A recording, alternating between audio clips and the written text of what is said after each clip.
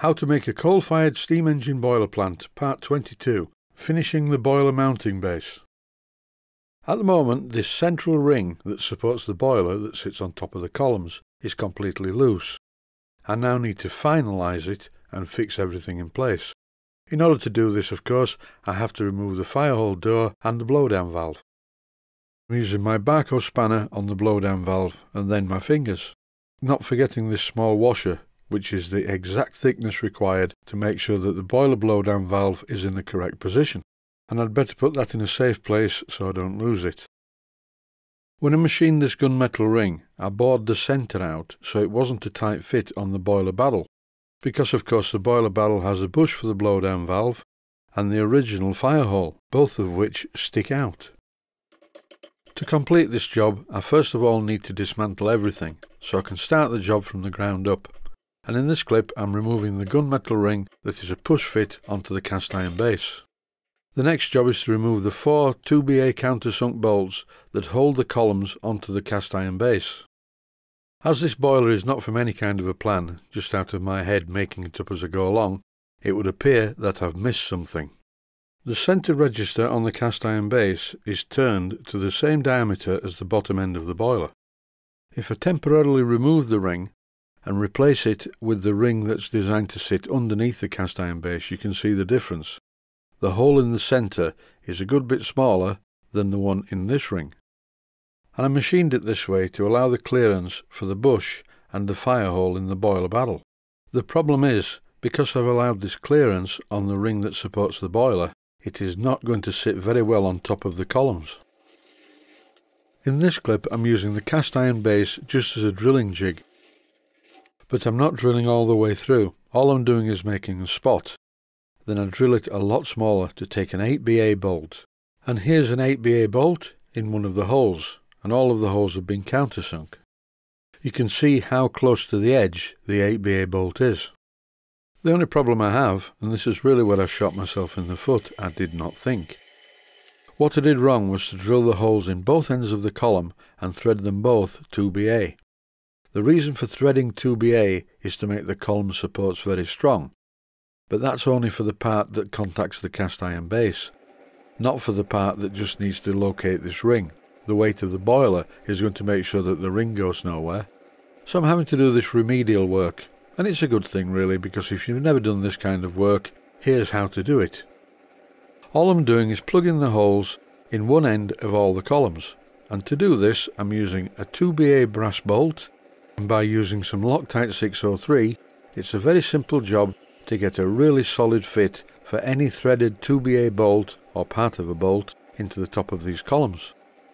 A few years ago I bought quite a few domed head 2BA bolts, and they're quite long, they're about 2 inches long. And whenever I cut any of these 2BA bolts, I always save any thread that's left, and it's really useful for jobs like this. And while I've been talking about threads, what I've been doing is just facing off the top of each column so I get a nice clean surface. Then I use a centre drill, and now I'm using a tapping size drill for 8BA, which is a number 48 drill. There are some number drills, there are some fractional drills, and there are some metric drills. If you need the proper charts for tapping sizes, then you need to look in something like Model Engineer's Handbook, or just look online, there's lots of information. Surprisingly, a few viewers have asked me if I can do a video on the different types of Loctite. Well, really, I don't know much about Loctite other than the types that I buy from Blackgates Engineering. I use Loctite 603, which is a bearing retainer. I use Loctite 638, which is a thicker, stronger bearing retainer. And I use Loctite 542, which is just a thread sealant, and it stops leaks on steam fittings. So if you really need to know a lot more about Loctite products, it's probably a good idea to visit the Loctite website. And now with all these 8BA tapping size holes carefully drilled down the centre of the Loctited in 2BA brass plugs, I'm now tapping them. Normally I would have tapped these components while they were still in the lathe chuck, but I felt the need to use a more sensitive tapping device. This is a pin chuck holding an 8BA tap. And as a general rule of thumb, I would go in 3 revolutions and then back out half a turn. And this clears the swarf, and I don't generally break taps. It's not always the rule, it's just a rule on this piece of brass with this tapping size hole using this size of tap.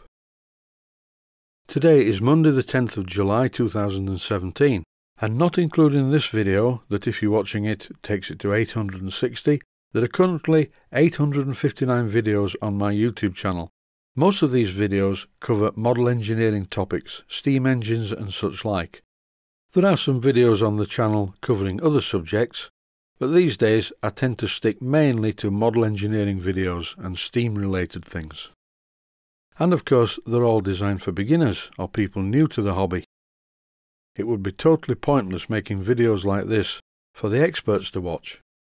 And way back in 2011 I made a video called How to Tap Screw Threads in Metal for beginners. And it doesn't seem to get very many hits. And it's not got that many likes either. I seem to get a lot more likes these days. I'd love to know why the viewers are only looking forward. Why are they not going back and looking at the material from a few years ago? And even though I put the majority of my videos into easy to access playlists, which are listed on my website, and you'll find a link to the playlist index on the front page of just about every video that I make. I should have a fanfare for this bit. The gunmetal boiler support ring is now securely fastened to the top of the columns. All that remains to be done is to fasten the columns to the base. And for this I'm using the 2BA countersunk bolts that were originally used, because these need to be strong. If they were 8BA, they'd be far too weak. 8BA fine at the top. I'll just nip them up. And now the boiler doesn't fit. Well, it sort of fits, but it's a bit of a squeeze. I suppose I could always leave the boiler just like this, but no, I have a simple solution. I've dismantled the boiler mounting, and I've now got the boiler support ring on the rotary table, and you can see clearly what I'm doing. I'm milling a recess to clear the part of the fire hole that sticks out of the boiler. I'm a great believer in trying to avoid personal injury. It would not be good slashing my wrist or cutting my fingers on sharp pieces of metal after I've machined them. I can think of better things to do on a Monday afternoon. So I always remove sharp edges, either with sandpaper, with this stuff which is called Scotch-Brite, or if they're really sharp, like this was, the edges can be removed as shown with a small drum sander in a little drill. And now look at this. Altogether a much better fit.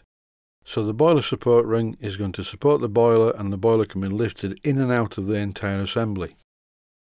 So all there is left to do with the boiler base is assemble it, because I do know that the boiler is going to fit it perfectly. This has been a bit of a learning curve for me too, but that's the problem with prototypes. I'm not following a drawing, making it up as I go along, and I'm bound to hit one or two stumbling blocks. But it's all been worth it. This is going to be a very unusual and a very good looking boiler plant. Thanks for watching, and I hope you found it useful.